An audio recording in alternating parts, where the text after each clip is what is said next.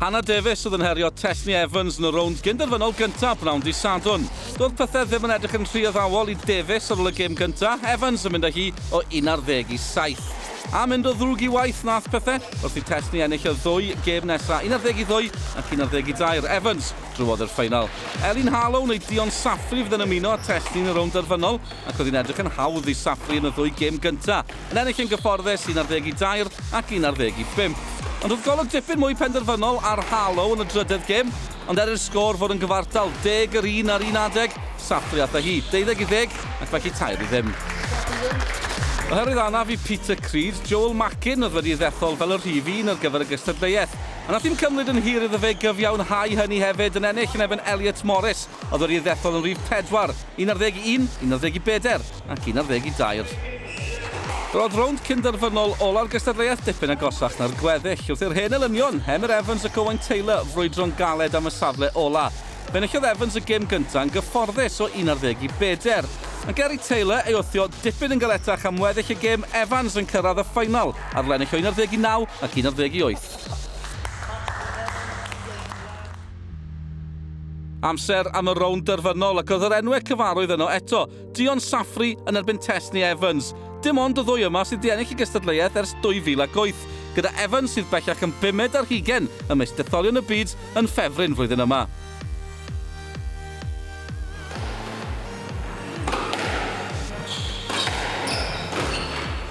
Roedd safon o ddwy yn amlwg o ddechrau rownd derfynol, gyda dim ond pwynt yn gwahanu'r merched drwy gydol y gêm gyntaf. Saffri yn y sgert felen oedd wastad ar fantais fach i ddechrau, ond wrth i'r gêm fynd yn ei blaen, nath Evans ar y blaen o drwch blewyn. Roedd dim yn gwahanu'r ddwy ar ddiwedd y gêm gyntaf, gyffroes gyda'r sgôr yn gyfartal 10-1. Ond Tesni Evans gipiodd y 2 bwynt ola i gipio'r gêm hefyd o 12-10.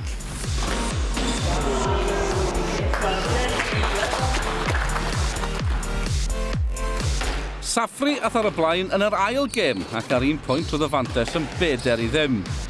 Ond roedd dim stop ar Evans wrth iddi daro nôl ac adeiladu bwlch o 9-6. Ac roedd rhwystredigaeth Saffri yn amlwg ar adegau.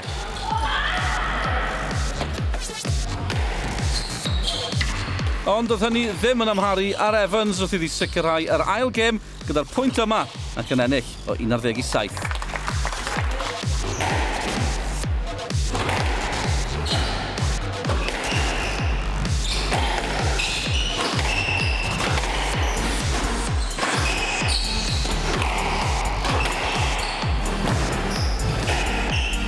Doedd Saffri ddim yn barod i roi'r ffidil yn y to, cofiwch. A hi eith ar y blaen yn y drydedd gêm, ac oedd hi'n benderfynol o ddangos fod mwy i ddod ganddi, yn ennill y pwynt gwych yma i wneud y sgôr yn 10-5.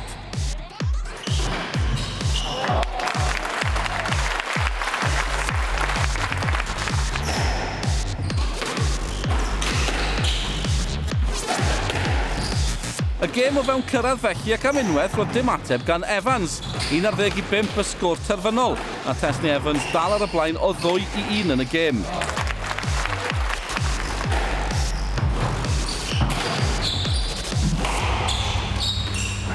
Yn debyg i'r gêm gyntaf roedd y bedwaredd yn agos, gyda dim ond pwynt yn gwahanu'r ddwy unwaith eto. Ath Evans ar y blaen o 6-5 cyn i'r ferch o'r ffil dorri'n glir a rheoli yn llwyr. Evans yn ennill y gêm a rownd derfynol gyda'r pwynt yma i wneud hi'n 11-6 ac yn dathlu cipio pencampwriaeth Cymru am y 4ydd tro. That one was really tough. I had to really dig in. First one was close, second one was tight, and then she really just stuck in. So I had to work really hard to try and win it, and I managed to, from like 4-all in the fourth, managed to just take a bit of control again and come through it in the end.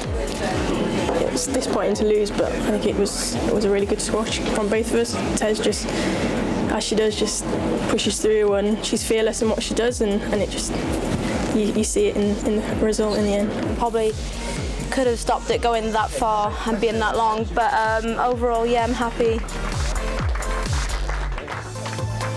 At dynion ac roedd diwrnod mawr y teulu Evans yn parhau wrth i frawd bach Tesni, Emyr, herio Joel Mackin.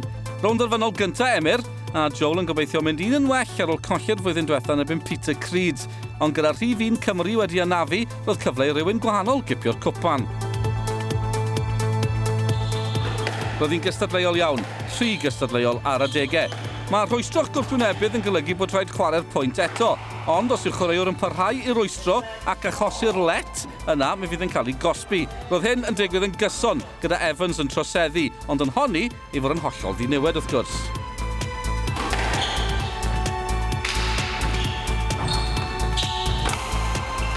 Gyda Evans yn anhapus, roedd Macin ar y llaw arall yn canolbwyntio ar sgorio'r pwyntiau. A rhwng y cwyno, mi oedd yna gyfnodau o chwarae disglair hefyd. Rallies estynedig rhwng y ddau sy'n digwydd yn aml pan maen nhw'n cwrdd ar y cwrt. Ond Macin ath ar gêm gyntaf yn y pen draw o 11-6.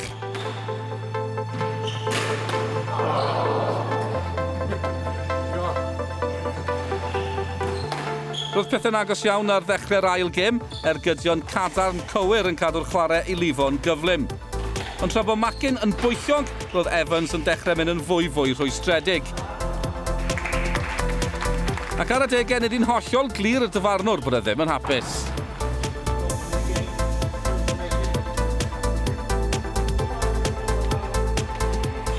Oedd Macin ar y llaw arall ddim yn cymryd llawer o sylw wrth iddo ganolbwyntio ar ei gêm ac ennill pwynt arall yn dilyn let arall, gan ennill yr ail gêm o 11-2.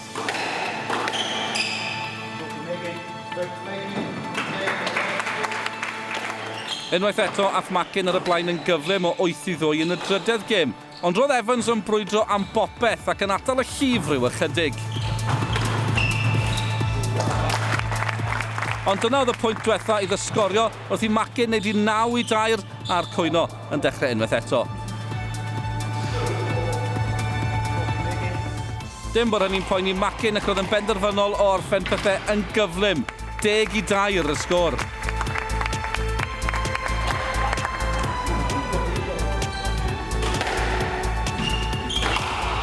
Ac mi oedd na un let bach arall i fynd cyn i Macin allu sgorio'r pwynt i wneud un 11-2 a 2-0. Macin yn dathlu a Evans yn mynd gartre i wylio mwy o fideos John McEnroe bosib. Yeah, I was happy with how I played really. I just kept it solid, I had a game plan, I stuck to it. I worked it around well, I felt, sort of didn't do too much, but yeah, I was happy with how I played. He made it tough till the end and it was hard all the way through. There's a fine line in squash between taking your space and sort of deliberately getting in the way, so it's a difficult call for the referees, but we've got one of the top referees in the world, is Welsh, Roy Gingell, so he kept on top of everything. I felt I played alright. You know, you play so many long rallies and you feel like you should be getting more points, but you know, that's how good Joel is and the level he's at, but obviously maybe a few decisions I wasn't happy with. Maybe should have gone my way, but no. Yeah, it was good. It was a good final. And will you keep harassing the referees?